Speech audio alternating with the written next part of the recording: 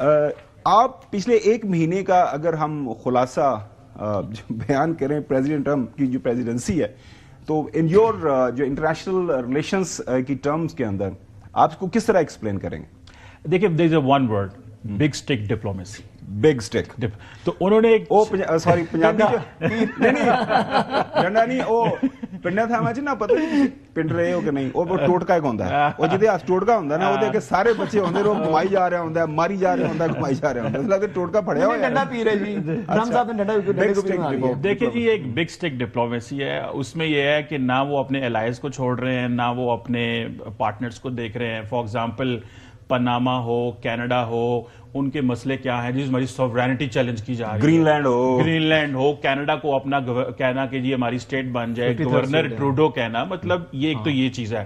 پھر دوسرا انہوں نے ٹیرف وارز شروع کر دی وہ آپ کو سامنے دنیا میں سب سے پرانے جو ان کے دوست ہیں میکسیکو اور کینیڈا کے اوپر لگا دی 25% ادھر لگا دیا. تھوڑا سا ٹیمپریری. پھر اگر مڈل ایسٹ میں آ جائیں تو انہوں نے کہہ دیا جی ایتھنک کلینزنگ کی بات کر دی. عرب ورلڈ ساری کی ساری عرب لیگ نے سعودی عرب جی سی سی کے ممالک نے یہ جو ایتھنک کلینزنگ کی بات کی کہ غزنز کو یہاں سے نکال دیں ویسٹ بینک سے ان کو نکال دیں اور ہم یہاں پہ اپنی مرضی سے چیزیں کریں گے. سو اگر آپ مڈل ایسٹ میں چلے جائیں تو وہاں پہ وہ ایتھنک کلینزنگ کے حوالے سے دیکھا گیا. اگر آپ یورپ میں چلے جائیں تو وہاں پہ بات ہو رہی ہے ٹیرفز کی بات ہو رہی ہے سوورینٹی کے چیلنجز کی بات ہو رہی ہے.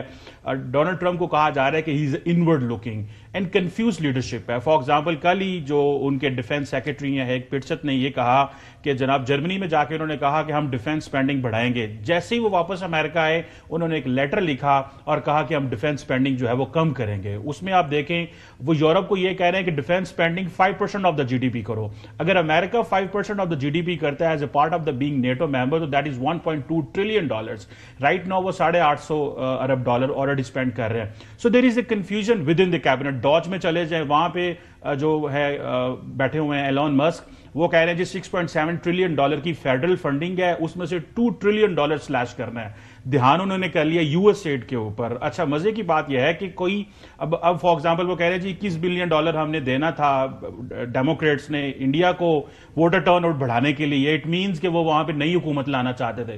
سو ڈونلڈ ٹرمپ ایکسپٹ کر رہے ہیں کہ جو بائیڈن ایڈمنسٹریشن ہے وہ مودی کو نہیں دیکھنا چاہتی. تو مطلب وہ بڑی اس طرح کی باتیں کر رہے ہیں جس طرح انٹرنیشنل پالیٹکس میں دیکھیے America is considered as an anchor of stability in international politics because of its بات کی یہی بات ہے کہ دیر ہولے. ہم یہ سارے ایشوز ون بائی ون اس کے اوپر بات کرتے ہیں.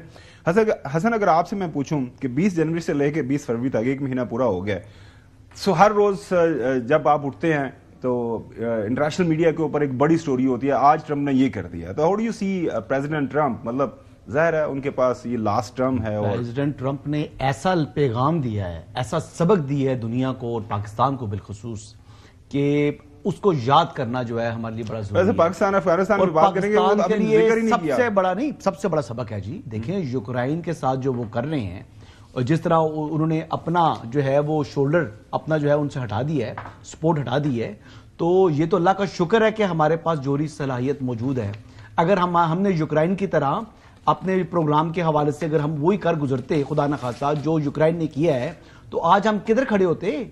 امریکہ آپ دیکھ لیں نا امریکہ تو وہ دور بیٹھا ہوا ہے یورپ وہ دور بیٹھا ہوا ہے. تو یہ ہندوستان جو ہمارا سب سے بڑا دشمن ہے ہم سے 5 گنا 10 گنا بڑا ملک ہے ہمارے ساتھ بالکل نیبر کے اوپر موجود ہے.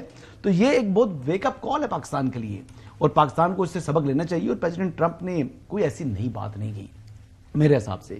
یہ وہی باتیں ہیں جو کنسسٹنٹلی ٹیرفز کے حوالے سے وہ پچھلے 15-20 سالوں سے کر رہے ہیں. کوئی نئی بات نہیں کی. اور پریزیڈنٹ ٹرمپ نے کی جو اس مرتبہ جو باتیں کی ہیں ٹیرفز کے حوالے سے وہ کہتے ہیں کہ ٹھیک ہے اگر آپ کی چیزوں کی ہمارے ملک پہ اتنی ہم ڈیوٹی جو ہے آپ کو لگا رہی ہیں تو آپ بھی پھر ہمارے ساتھ اتنی ڈیوٹی لگائیں نا چاہے وہ ہندوستان ہے چاہے وہ پاکستان ہے چاہے کوئی بھی ملک ہے. وہ کہتا ہے ٹھیک ہے اگر آپ کی جو اشیاء ہمارے پاس آتی ہیں ہم ان پر 5% لگاتے ہیں 10% لگاتے ہیں تو پھر ہماری اشیاء پر بھی آپ 5-10 لگائیں. بالکل نہیں ہو سکتا کہ آپ ہماری اشیاء پر لگائیں 80% اور ہم آپ کی اشیاء پر لگائیں 20%. انہوں نے کہا جی ایسے نہیں ہوگا. کوالٹی کی بات کی انہوں نے.